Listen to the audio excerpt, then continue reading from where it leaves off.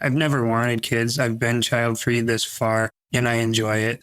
And when it comes to having kids, like I've come to realize the personal choices we make are related to large-scale social structures and vice versa. And the choices you make matter and they matter for others. So because I don't have kids, it very much allows me to be much more politically oriented and politically involved and allows me to write and to think through thoughts. And I think getting our minds right is a big part of living life. And it's a big part of how we are as political beings, is we want to have an idea of what kind of world we want to live in. It's a major component of who I am now, and it's a major component of being child-free.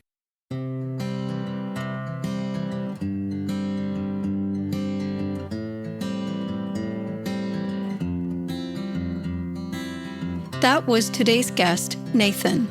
Hi, everyone, and thank you for joining me. My name is Nandita Bajaj, and I'm the host of Beyond Pronatalism, Finding Fulfillment with or Without Kids, an interview series in which, through intimate conversations with people from diverse backgrounds, I explore how they are courageously and creatively navigating pronatalism, the often unspoken pressures to have children, whether from family, friends, or the culture at large. Each episode features a personal story born out of liberated and informed choice about redefining what family means, including being child-free or childless, having biological kids, adopting or fostering children or animals, or creating close-knit communities of friends and loved ones. Hi, and welcome to the Beyond Pronatalism podcast, Nathan. It is wonderful having you here. Hi, Nandita. Yes, thank you for having me. It's also wonderful to be here. It's so great to have a platform like this where we can talk so openly about a topic like this. Yes, I agree. And you and I have many shared interests in work around animal rights and environmental ethics, and just looking at the issues around how human overpopulation and overconsumption impact these different areas of our interest. So I'm sure that our conversation will take us to those different areas today. So Nathan, we can start with a brief introduction. Can you share a little bit about yourself with our listeners? Yeah, so I guess to start, I am 38 years old.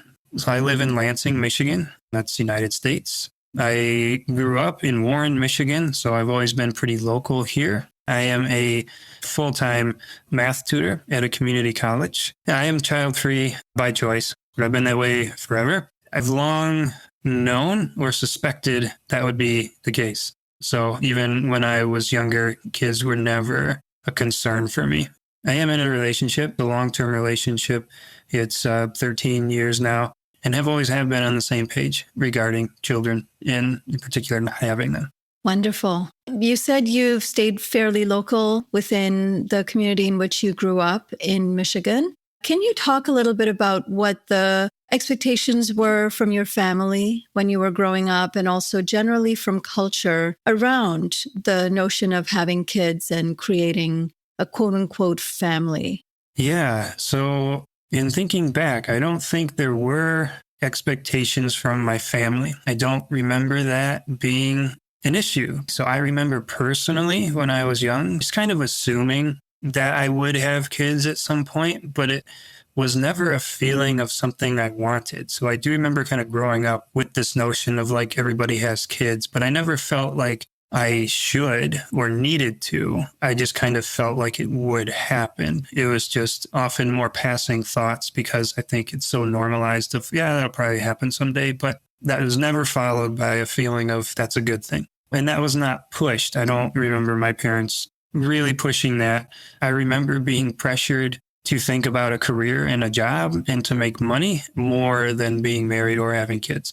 Those sorts of pressures definitely stand out from teachers or like friends of the family, counselors or professors and whatnot.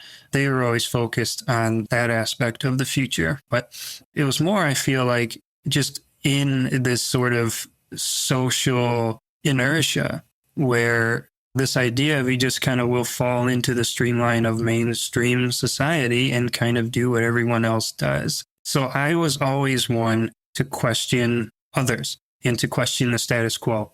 And so when I realized I was having these feelings about being subtly and indirectly pressured to just kind of do what everyone else does, that I began to question that. When I got to college, that's when people started talking about kids. And so other people's conversations would also not pressure me, but just kind of realize that that was all around and that was the world I was going into. And people didn't think like I did, that they were going to do what everyone else did. But I also got the sense that they did not think these things through, that they were just kind of falling in line. And so the more I got subtly pressured, the more I questioned it and the more I wanted to resist it. So my choice, like to be child-free, is certainly not out of pure rebellion. It's not just because others want me to or something that I don't want to, but it just makes me feel more secure in my choice because I feel like I'm doing things for me and not just because. Like I do feel a lot of other people make decisions for no real reason other than that pressure. Yeah, so well said. I appreciate you said you both kind of were following what you innately knew, but also were questioning the dominant narrative of you have to have kids and you have to be married and you have to have a certain job. When did you clearly know or make a decision to yourself that this was not happening for you? Was that around college? Yeah, it would have been around college, but it's a good question because when you ask it, it makes me realize I don't know exactly because I think that feeling was in a sense always just kind of there, is I never actually wanted kids. I had a partner before my current partner who also did not want kids. And I think that's when I was like really introduced to it is, oh, here's another person I'm in a relationship with. I could be in a long-term relationship with, and they don't want it either.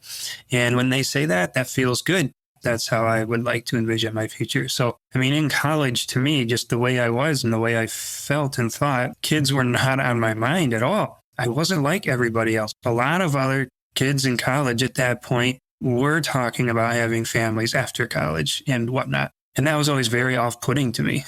And then in grad school, it was just even less on my mind. And so I think just kind of after that point is probably when I really came to it and thought, I've never wanted kids. I've been child-free this far, and I enjoy it. I'm not going to have any. That's very cool that a conversation with one other person, your previous partner, was a source of affirmation for you, and that maybe kind of brought a level of confidence in your decision that maybe was, subtly always there, but it brought to the forefront that you could feel comfortable with. And so as you finished your graduate school and kept this resolve that you weren't going to have children, were you openly sharing this with other people? And if so, what kind of responses were you receiving? Yeah, so it wasn't something I really talked to people about because it was never on my mind. It was never like central, I don't think, to any conversation with other people.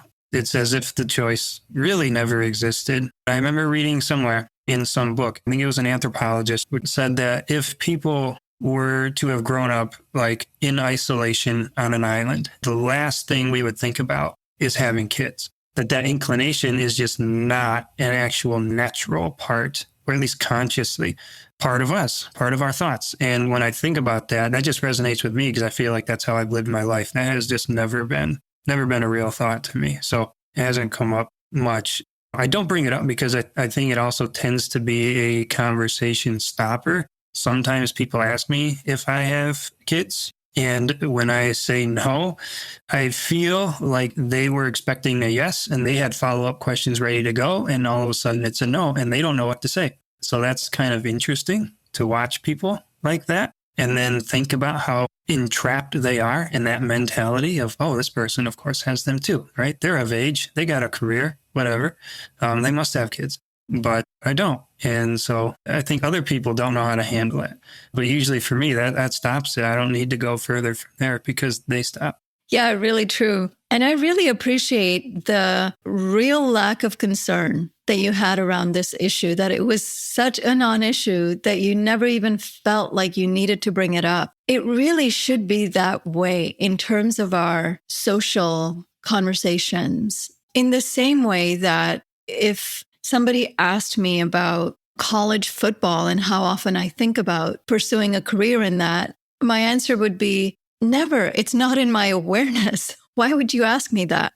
In the same way, 1,000 other hobbies and skills and interests are not part of my awareness because it's just not a priority for me. Why does having kids concern people so much, especially when it's somebody else's life?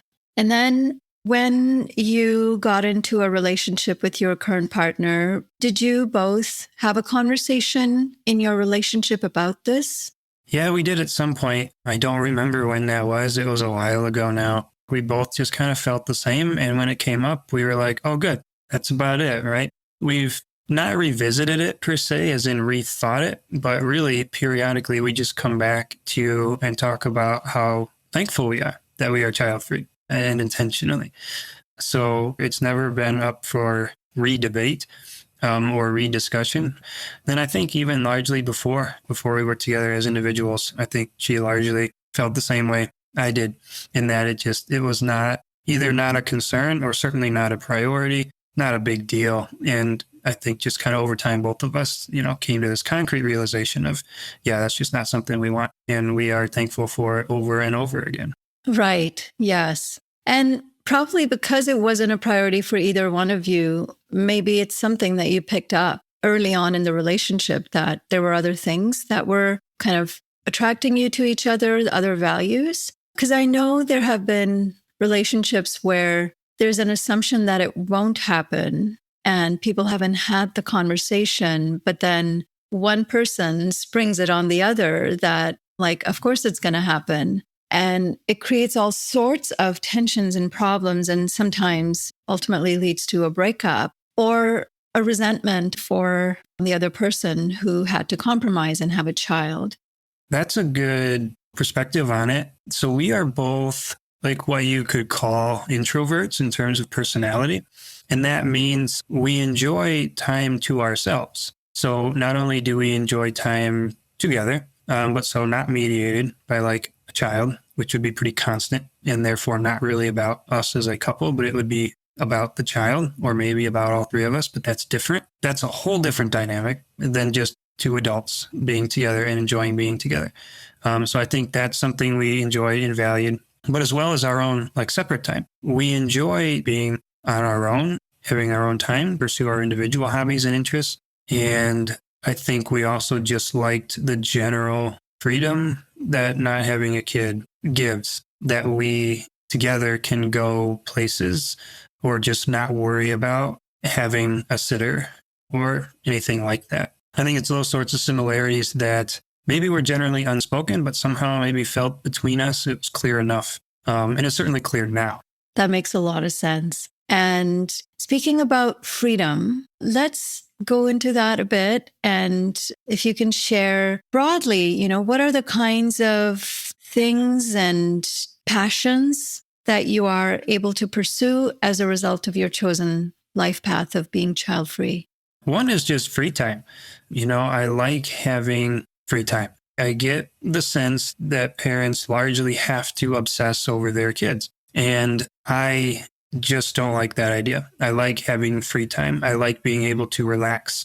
I like being able to essentially putter around my yard and just do these little tasks that, might seem or even be meaningless in the scheme of things, but they're really relaxing. But those are good for like clearing the mind and thinking and having that time to yourself and outside and just kind of being present in the moment. That's a big thing that I really value, finding meaning in the everyday tasks. And I feel like that would get lost with having a kid. So free time for me is a big one. That's kind of number one. But we also so my partner and I like to bike. We like to go on bike trails, and then we can bike as long as short as we want. Again, when I think about kids, I feel like they would just kind of get in the way. I'd probably slow things down. We might not be able to go as far for various reasons. And we don't need a sitter. We don't need to plan for that the same way. And we can just make our own bike trip as we go. So that kind of thing is something that's more recent for us in the last few years, but it's amazingly fulfilling for me. I didn't know it would be like that, but it is something I really like to do. So something else is I do write and publish. And that is something that I think would be harder, a lot harder with having a kid. And I think about that all the time when I try to write something and there's a deadline or I'm just trying to think through something and it's difficult. And I just think, man, if I was interrupted by other obligations within my household, that would be problematic. And so those are moments I then come back to being thankful that that's not the situation. And so I am more generally interested in like social justice concerns, but animal rights or animal liberation being a fundamental one of those, and trying to essentially convince people, certain ways of thought or certain modes of living that I think help with social justice issues in general. So regarding that, I read a book recently called False Idols by Kurt Warner. That is about how basically various aspects of society distract us from having a political awareness, from being politically minded and politically oriented. Basically, everything in society distracts us from being politically aware and politically engaged. So one thing Warner does not include in that book, I realized, is having children. And I actually think that would be a major distraction from political life. I don't know a single instance where someone having a kid made them more politically involved. I don't think I have ever come across that, hearing it, any direct conversations, overhearing it, or reading about that. I'm sure it exists, but I just have not come across it. It's completely in the opposite direction. So that I view as very problematic because I don't have kids. It very much allows me to be much more politically oriented, a little bit politically involved, and allows me to write and to think through thoughts. And I think getting our minds right is a big part of living life. And it's a big part of how we are as political beings, is we want to have an idea of what kind of world we want to live in. So if we don't have time to think about that and to think for ourselves about that and to think about what kind of societies we have and organizations we have and relations we have and why they are that way and all that kind of stuff, that's a big problem. So I have been able to think about and be involved in those spaces. It's a major component of who I am now, and it's a major component of being child-free. Now, again, I know there are people, lots of people who have kids and do these sorts of things. And I don't know. Again, I don't know what it's like to have that experience. I guess there's ways of doing it, but I can't imagine doing it, at least not nearly as well. I appreciate that point so much that you made, Nathan, about the political life. And I think, as you say, having kids is and can be a huge distraction for not only being active, but also even realizing the larger politics at play, including the politics of the state that pushes us into having kids. And one of the things that happens, and another guest on our podcast, Luke, has previously spoken about, when you have kids, regardless of your politics, no matter how radical you think you are as a political activist, you are forced to engage in compromising systems. School system, the real estate home system, where you are located, what kind of things you purchase, the consumerism compromises that you have to make to ensure your child doesn't feel left out, the kinds of things you read, you watch, where you go, the travel. And so much of our life then, in order to be a good parent, in order to ensure that the child has, their desires and needs met, come with a set of compromises that take you further and further away from your political radicalness that you as a person may have had. Yeah, that's really, really helpful. I wonder if there's anything else you'd like to discuss that we haven't touched on yet. I guess I just want to relay a little personal story of just the other day, a couple of days ago. We were in a nearby city, my partner and I, and we were just walking around a lake. We ended up passing a family, I assume, right, that their mother and father, and they had 2 kids. But I just remember just kind of overhearing their conversation. It was between the parents and the kids, but everything was just about the kids, every single thing. And it was just constant conversation. And I just thought, that's my imagination of what it is like to have kids. And here's an example. And I just think as I pass them, like, how nice would it be to be able to talk and think about other things? And so, I don't want to, across the board, just denigrate having kids because I want to be totally open, the fact that I don't have them, so I don't know that. And I'm not against kids. I don't dislike kids. I think I also want to be clear about that. I've spent time with kids, with young kids and babies even. And I often find that enjoyable. But one of the most enjoyable parts is that I get to leave and I don't have to take the kid with me. And that's what I realize that I like about spending time with kids, is that they are not mine. They're not my responsibility 24/7 for an untold amount of years, easily the rest of one's life. And I just don't like that thought. I like more variety in my life, more opportunities. And so that's one aspect. But just to have to talk with your kids about, like, to me, I don't want to offend people here, but about the most boring things, about like which kids' books they read or which toys they played with, right? Which stuffed animals their favorite. Those are not conversations for me. And I can get how some people would find that fulfilling and whatnot, but it's not at all for me. And I know that, and I've always known that. But it's not just that. Like, what I've come to realize is that, so, the personal is political, first of all. So, like, the personal choices we make are related to large scale social structures and vice versa. So the choices you make matter, and they matter for others. So when it comes to having kids, to me now, like, I've come to realize there's every reason not to have them. I mean, you can never have a child for the sake of the child, first of all and foremost. That's an impossibility. So that's just ruled out.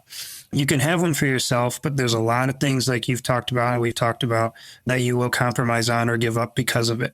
So there's that. But are you sure that's something you really want? But then there are things like environmental reasons. There are reasons like there are kids who exist that need families, that need parents, and that's something I can't get over. So adopting is something I would not rule out 100%, but I still don't think that's quite for me. But it's something I do very much promote and support. I can't imagine having a kid these days. I would feel so sad for them. That's the word. It's not even worried about them. I don't think, to me, there wouldn't be a worry. To me, I would just assume my child's life is going to get bad. And then so for that, I would feel very sad. And I would find it hard to enjoy having a child. I would find it hard to enjoy finding pleasure in any accomplishment my child made, because I would just think about what's awaiting them in their future. So that's a big thing now that maybe didn't quite exist so much, at least not in the potential consciousness 20 years ago. But that's just what I think of these days as well. To me, it's an act of harm, and I couldn't do that. I just can't. So there's just all sorts of reasons. And like, there's talk of, like, which I think is very real talk of, at least the United States government, probably a lot of governments, promoting natalist policies essentially to create a future army. And that, to me, is repulsive as well. And so by not having kids, you can resist things like growthism and militarism and other, environmental harms and whatnot. So to me, this is a huge issue that touches everything. And there's just every reason not to at least create a child. Such valuable points, Nathan. Yes, I think the almost complete absence of concern for children in reproductive rights discourse is really, really disappointing. We talk so much about the rights of parents to have or not have children, but as you said, having children should always be an informed and responsible decision. But today, especially given everything we know, it is not going to turn out great for children born today or in the future. And so anyone with the privilege of choice, I think it is a very important and strong message for them to consider these ethical implications very, very deeply. I'm so grateful to you for this conversation, and also the great work that you're doing around social justice, which includes animals. And it has been a pleasure working with you over the last few years. And I look forward to continuing collaborations together. Thank you for such an inspirational conversation today. You're welcome. I'm glad you found it useful and interesting. And yeah, I value our connection as well very much. Thank you, Nathan. That's all for this edition of Beyond Pronatalism. To share feedback about the show or a particular episode, or to share your own story on the podcast, please get in touch with me using the link in the show notes. If you enjoyed this podcast, please rate us on your favorite podcast platform and share it widely. We couldn't do this work without the support of listeners like you, and hope that you will consider a one-time or a recurring donation. Thank you so much again for joining me today as we collectively discover and celebrate the many different pathways to fulfillment beyond pronatalism. This podcast is brought to you by Population Balance, the only nonprofit organization advancing the rights and well-being of people, animals, and the planet by confronting pronatalism and other harmful ideologies. This podcast is produced and hosted by me, Nandita Bajaj, with the support of my production team, Josh Wild and Alan Ware.